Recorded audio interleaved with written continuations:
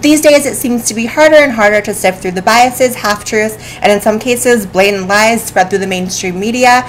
Every side and every news outlet is constantly accusing every other news outlet of being fake news this, fake news that. I am sick of the term. Every time I hear it, I just check out.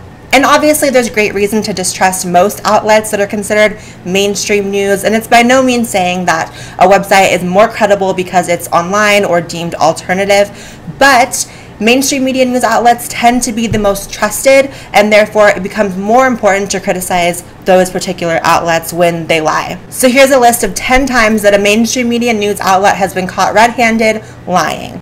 Number 1, CNN caught deceptively editing Black Lives Matter activist speech. Back in August, CNN deceptively edited a clip of a Black Lives Matter activist and reported that she was, quote, calling for peace. But in fact, she was calling for the exact opposite. Here's the clip that CNN wanted you to see. Family and friends holding a vigil marked by prayers. Thy kingdom come, thy will be done. With his sister calling for peace. Don't bring the violence here and the ignorance here. And here is the original clip that wasn't tampered with, where she actually calls for violence. Don't burn it down shit we need in our community. Take that to the suburbs. Burn that down. We need our shit. Y'all want to hurt somebody, take that shit further out. Number 2, Mike Pence supports electroshock therapy. So this lie was born from several mainstream media outlets and pro-gay groups. The saying, if you repeat a lie often enough, it becomes the truth, is definitely appropriate for this one. The reality is that Mike Pence has never spoken of electroshock therapy on the record, and he's never actually explicitly spoken of conversion therapy either. So where did this come from? 17 years ago, during Pence's successful run for Congress, he spoke against federal dollars being used to fund pro-gay groups and instead proposed reallocating the money toward, quote, institutions which provide assistance to those seeking to change their sexual behavior. Of course, this can be perceived as support for institutions that provide conversion therapy, a practice proven to be unsuccessful in changing one's sexual orientation, but he still never spoke of electroshock therapy, which is a particularly barbaric practice that should not be conflated with anything else. To the people panicking that Pence is going to sneak in your home at night and shock your gay son until he likes vagina. Number 3, hate crimes are at an all-time high since Trump's election. Unless you've been living under a rock since Donald Trump's election, you've probably heard the lie that hate crimes have since surged and are at an all-time high.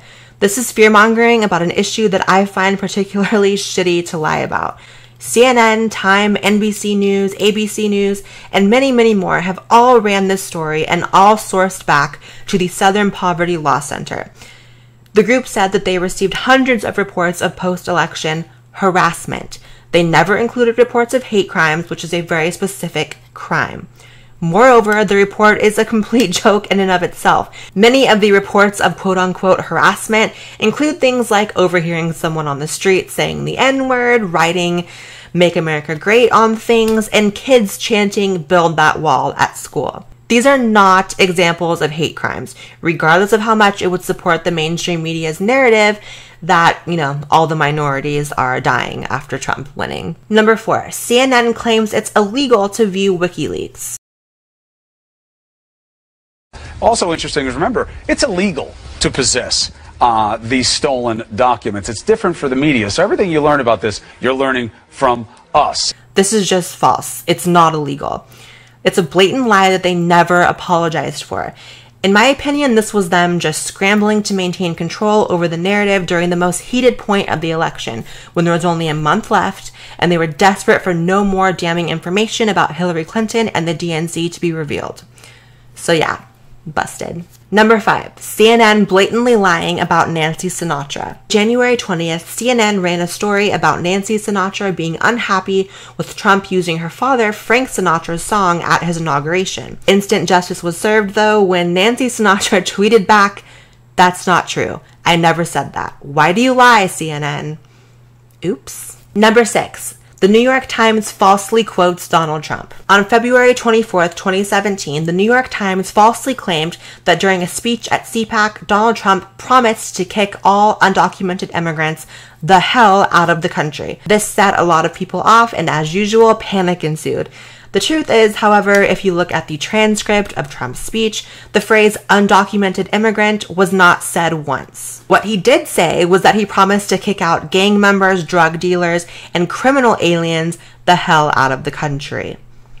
This is a crucial distinction to make and changes the context of what he said completely. It's these alterations to one's words that are subtle but allow the media to completely change what someone was actually saying. Number 7, ABC News fakes a crime scene. Reporter Lindsay Davis was seemingly filming in front of a crime scene where allegedly a woman was held captive by a sex offender, complete with yellow sheriff's line do not cross tape, but a photo surfaced that the tape was just a prop connected to ABC's own equipment, and it was just long enough to get a good frame. After they were busted, the VP of communication at ABC said, "This action is completely unacceptable and fails to meet the standards of ABC News."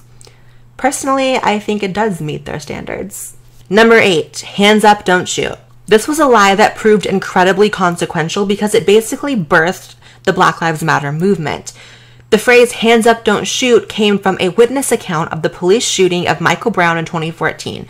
The witness said that Brown pleaded for his life to not be shot and used that line. Shortly after, almost every mainstream media outlet was peddling the phrase, and many people became mobilized around it. The Justice Department, however, said that the witness account was completely fabricated.